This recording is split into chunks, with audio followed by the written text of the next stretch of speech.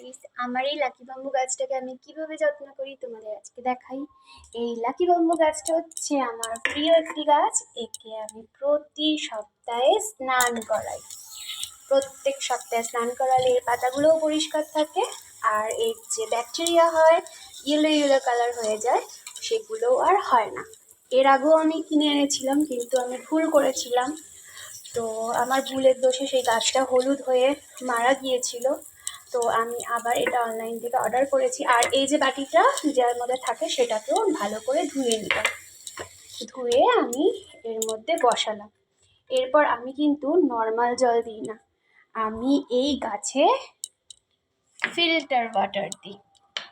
Filter water দিলে এর রুটগুলো খারাপ হয় না, আর গাছটাও হলুদ হয়ে যায় না। আর জল ততটাই দিতে হবে যতটা রুট আছে, পুরোটা দেওয়া যাবে না। তো এইভাবে যত্ন তোমরাও করো। আর মাঝে মাঝে আমি পাতাগুলো ফাঙ্গিসাইড, যে সাব ফাঙ্গিসাইড যে আছে সেটা একটু স্প্রে করে দিই।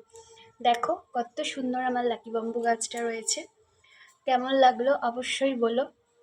আর একটা কথা, আমি এটা আরও ঝাঁক ছিল এই লাকি বাম্বু গাছটা, বাট এর থেকে কিছু নিয়ে আমি তোমাদের একটা আগে ভিডিও শেয়ার করেছি, তার মধ্যে আমি মাটিতে বসিয়েছিলাম, যাতে আমার জলে খারাপ হয়ে গেলেও মাটিতে যেন না খারাপ হয়, সেই জন্য ওতেও কিছু বসিয়েছি।